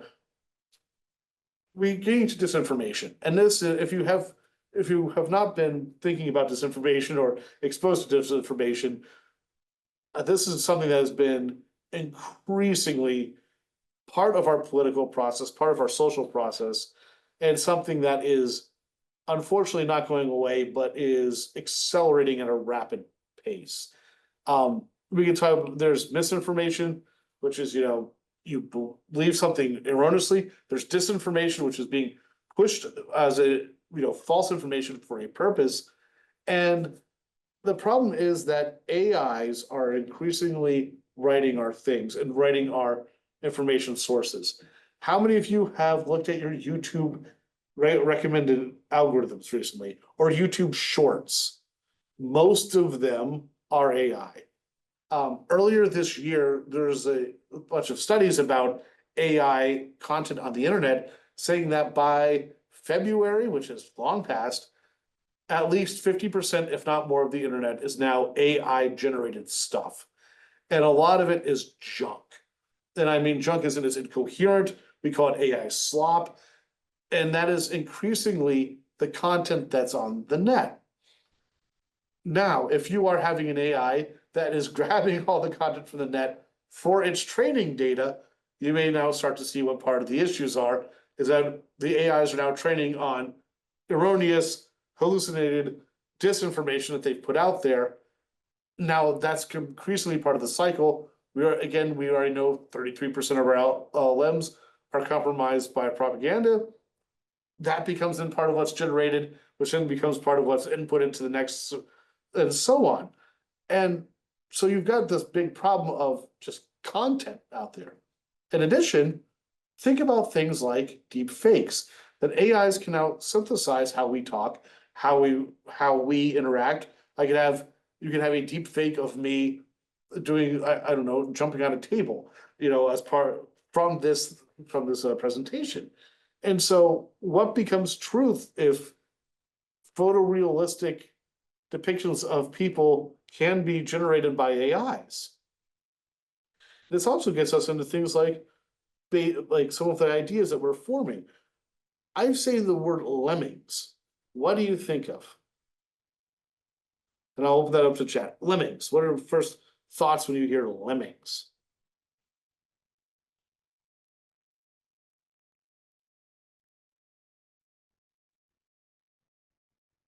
No?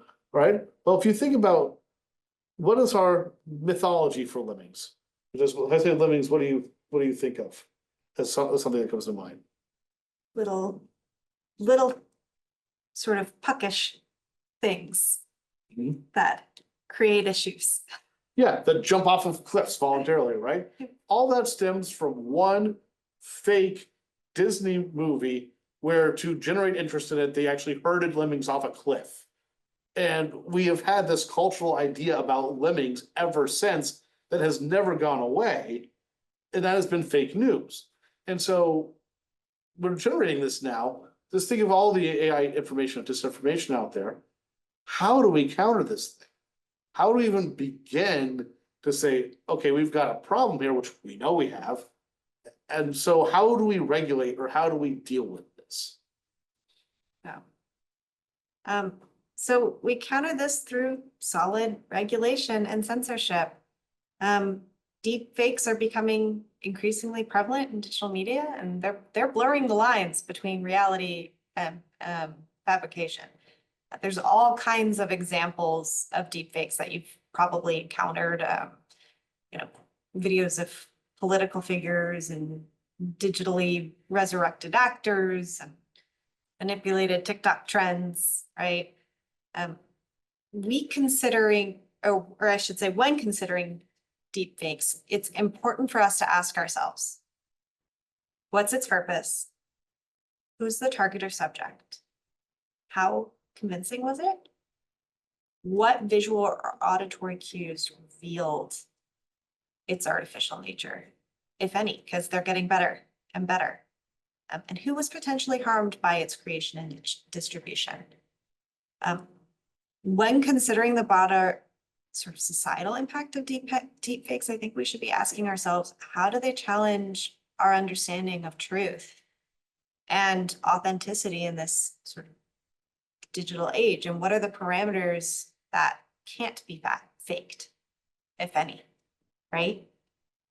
So one example for us to consider just here on the screen is the Dali Lives installation at the Salvador Dali Museum that employs AI to quote unquote resurrect the Spanish surrealist Salvador Dali, who lived from, I should say, 1904 to 1989.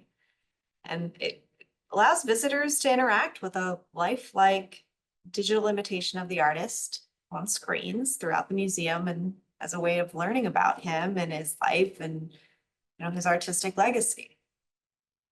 The creation team made use of archival footage and interviews and writings from the artist to train the AI. So it's all based off of sort of a corpora of him. But in addition, they hired an actor with similar features to increase the realism of the performance. And there may be occasions of unnatural facial expressions or slightly awkward pauses or halts in speech when you're interacting with the AI sort of imitation that might signal the sort of artificial nature of the responses. But while Dali was a very experimental artist, you can't know how he would feel about being reanimated in this manner. His estate did approve the project in order for the museum to do the installation, but they don't have Dali's direct consent. And this has happened, in Star Wars films as well, where, actors, families have said, no, they loved being part of this and they would absolutely sign off on having their image be, or their performance being resurrected in this manner. But we are then speaking for someone or having their likeness be used in a way that they may not have consented to. And I think that these issues of consent, these issues around how do we own our own likeness, right? It's different for celebrity than it is for an average citizen. We have different laws for a good reason. And it's something to be considered when in the deepfake world, right? Especially where things are, if we're putting ourselves out on social media and we're putting ourselves out, both our voice and our likeness, and those things can be taken and deepfaked to sell a product that you might not want sold, or to create an advertisement in a way that you didn't approve of. So it's important that we create some constraints around how that happens and how to stop it when it does happen, because that's not clear either. Right now, we rely on a lot of these companies to, you file a complaint to make it stop, and that's not always efficient. So while these models are meant to have certain censorship barriers, this is the other side of things, right? Is how do we censor things that, in order to prevent abuse or illegal actions? There have been cases of personal explicit and dangerous data being accessed or generated as an output through AI or ML systems. Digital artists such as Eric Salvaggio and Jacob Riddle have explored content restrictions when it comes to image generation tools. These are two artists that were featured in an AI exhibition that I co-curated for the DAHJ, Digital Art History Journal, in our virtual gallery space. And the exhibition was titled A Kind of Alchemy, the Work of Art in the Age of Artificial Intelligence. It considered the medium of AI art, and it's developing tools. At the time, it was DALL-E 2. Now we're on DALL-E 3, I think even coming up on 4, Mid-Journey and Stable Diffusion, along with artists who are at the heart of this kind of experimentation and this emerging practice. So in testing the boundaries of what was permissible by DALL-E 2 in a series called Spurious Content and Visual Synonyms. There's actually a whole series. You're seeing just 2 of them here on the screen, number 2 and number 7. I didn't want to expose you to the more explicit of them. But Salvaggio discovered homophobic, racist, and misogynistic bias. For example, depictions of gay women were blocked, right? So if you asked for DALL-E 2 to produce a gay woman, that was blocked, but not depictions of gay men. So that was allowed, that was permissible. Through prompt engineering, both artists were able to generate imagery that was questionably erotic. In OnlyGans, 2023 series, Riddle additionally tests for how social media algorithms regulate these images by posting them to Instagram to see which ones are flagged and which ones are censored. So it's also about, okay, so I generate this sort of semi-explicit image that maybe is kind of nonsensical, but clearly very fleshy and looks uncomfortable, right? And if I put that into Instagram, which ones get through and which ones are banned, which ones don't get through, which ones can't be posted. And these works really demonstrate how tenuous the control of these systems can be, right? Especially when we leave so much to automation and machine learning, because a lot of these things are only getting flagged by a machine. Because something the machine saw goes, yeah, okay, that's explicit, that's explicit. But the exploration of biases and restrictions in AI generated content by these 2 artists highlights the complex ethical terrain surrounding these technologies, and a challenge that's further compounded by deep fakes, right? Being able to increasingly get close to people's likeness and to the real way that people moved. If you looked at early depictions of AI, doing a dancer, it was hysterical. There were limbs coming out of every which way. It was very bizarre. Now, the way that these things are able to not only generate likeness, but movement and affect, right, is quite alarming. Okay, so Great. And talk a little bit about conflict and international scenes. yeah, and moving on from just, copyright issues and things, that AIs are increasingly being used also in direct conflicts. And we're seeing this especially in the Ukraine and Russian war, where AI is not being just used for, say, information and information warfare. It's actually being used in direct interventions. And it's doing things like, say, target detection, target identification, looking at pattern and image recognition to figure out this is a target, this is a civilian vehicle.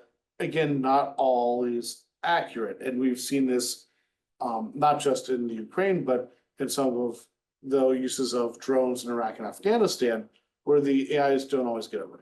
And they don't get it right. And, this causes harm and death and destruction and all of that. And part of that is with AI being combined with different technologies like drones, and that's something that I'll turn to Francesca for because she's an expert in drones. Well, and I'm actually going to refer to someone who's even more of an expert. So Jeffrey Hinton on a recent podcast was talking about just the way in which AI is being used for lethal force, and drones. So we'll just watch this quick clip. Lethal autonomous weapons. Lethal autonomous weapons. That means things that can kill you and make their own decision about whether to kill you. Which is the great dream, I guess, of the military-industrial complex, of being able to create such weapons. So the worst thing about them is big, powerful countries always have the ability to invade smaller, poorer countries. They're just more powerful. But if you do that using actual soldiers, you get bodies coming back in bags, and the relatives of the soldiers who were killed don't like it. So you get something like Vietnam. In the end, there's a lot of protest at home. If instead of bodies coming back in bags, it was dead robots, there'd be much less protest, and the military-industrial complex would like it much more, because robots are expensive. And suppose you had something that could get killed and was expensive to replace. That would be just great.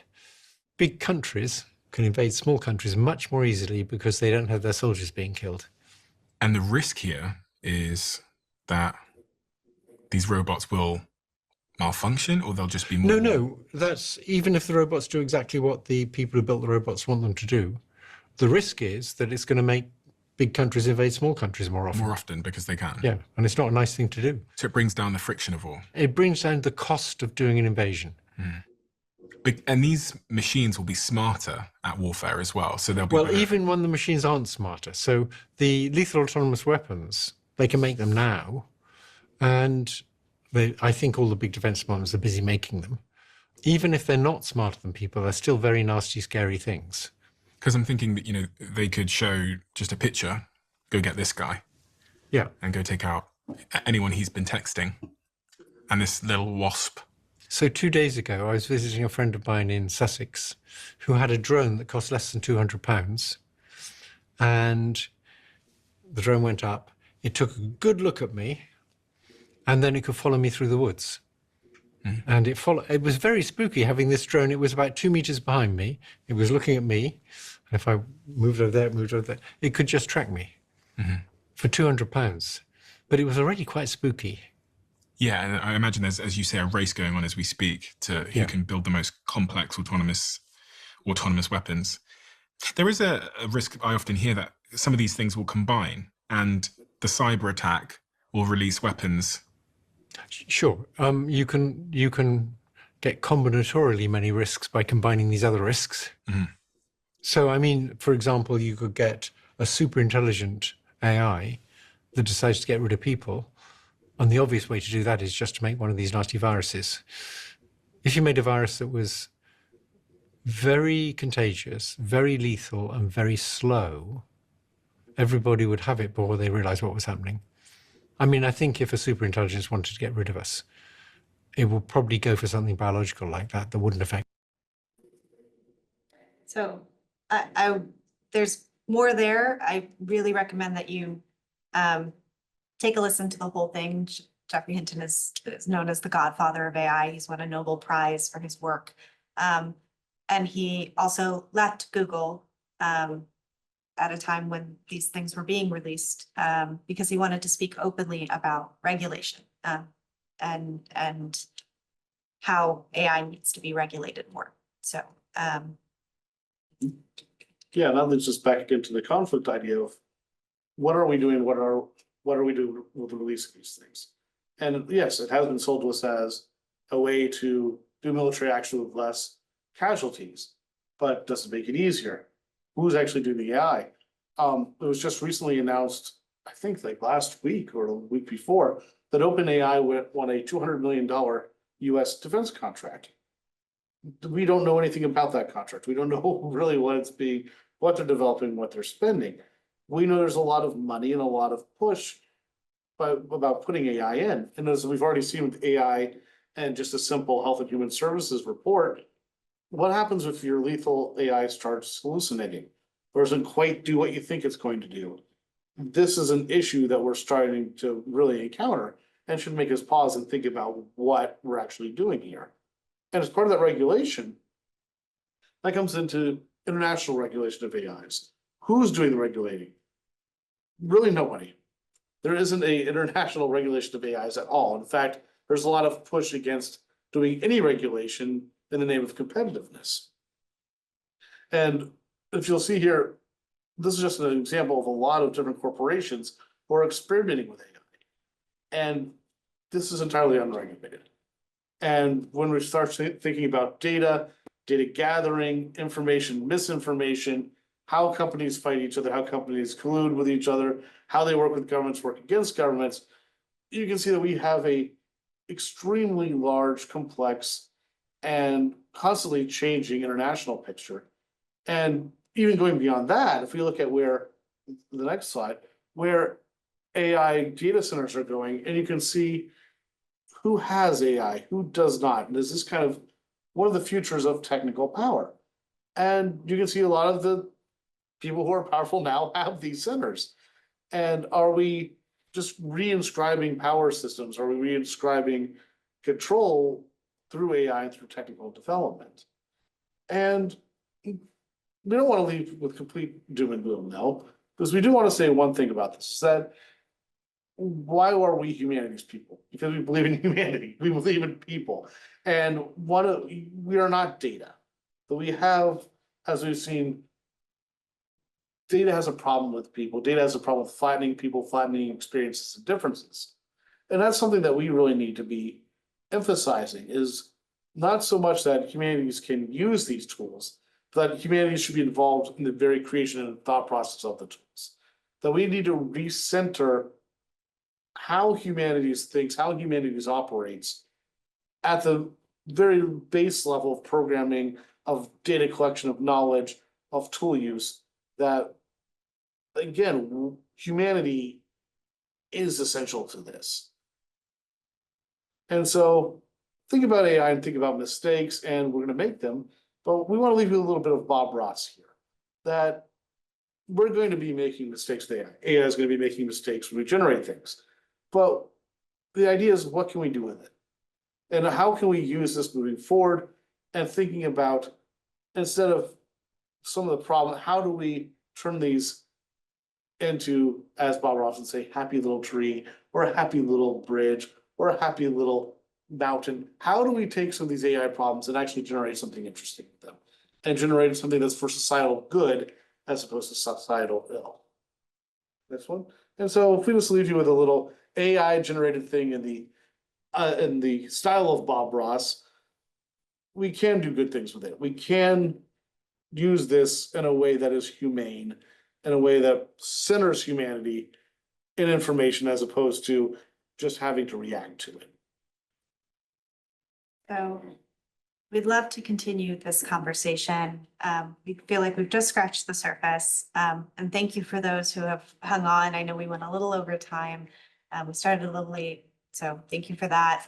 And we'd love to hear your thoughts. We're happy to hang around a little bit longer for any kind of conversation that you might be interested in having. We do have additional resources here for you to check out. And thank you so much. We would love to continue to explore these types of issues with you. And if you have any questions, please let us know. If you have any ideas for workshops, we'd always love to hear from you. So thank you again.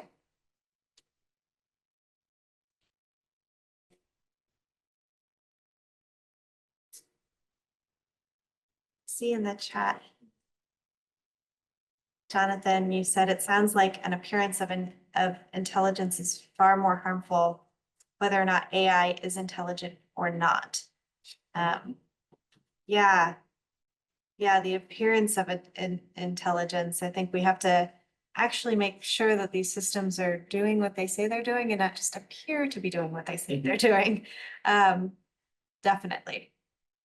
Yeah, especially since we know at this point, even engineers working on neural nets are not entirely sure what's happening within the neural net. And it's not, but again, we know these are not intelligence in the way we think about them, but people are approaching them as rational reasoning machines when they're just really doing really advanced pattern recognition in some areas. So yeah, thinking of these things as intelligence could be harmful, as you're saying, Jonathan, assuming that it's going to be smart or give you a reasoned response, but it's just giving you a pattern response. That could be a big problem. Jeffrey Hinton had a really interesting response to the question of, do you think that these things are conscious or are going to become, have a consciousness? And really his response was, I think that word is not as useful at this point. It's sort of like describing if a car has oomph was the example that he gave, right? Like we know what a car with oomph is versus a car that doesn't really have oomph. We can describe that, but that, again, if you replace like every neuron in someone's brain with one that's artificial, that does the exact same thing, at what point do you lose consciousness? Like if everything appears to be working in the same fashion. And I think that's in the way that we evaluate intelligence, right? In the same way that we thought about Clever Hans, right? It might not be doing the thing that we think that it's doing. There is some kind of intelligence there. What is that intelligence? And making sure that we have the best understanding possible of how things are being evaluated, how things are being weighted within these systems, what has gone into making the system be what it is.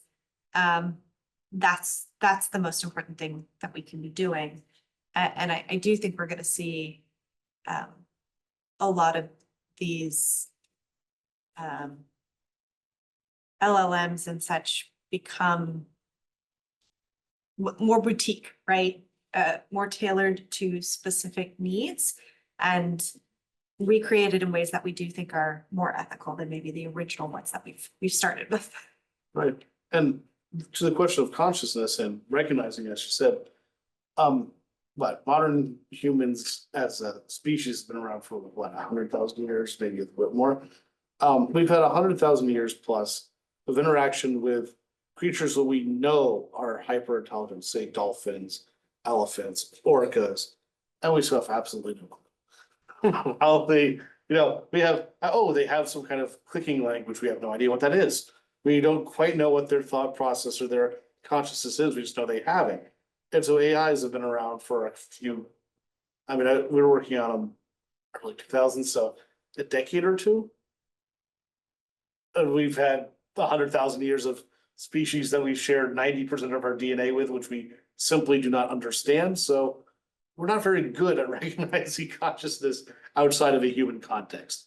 And so what does that, what does that mean for AIs? Let's guess. Oh, Andrew's asking, will they be available? Yes, it'll be on the OARC YouTube channel. And we can share out the slides as well with the list of people who signed up for the workshop, of course. Any other questions or thoughts? Yeah, do we even really know what consciousness is? It's a difficult one to define. Great to see you, Jonathan. Yeah. Is consciousness even a thing? Yeah. Who knows? Very excellent. Well, that everyone enjoy.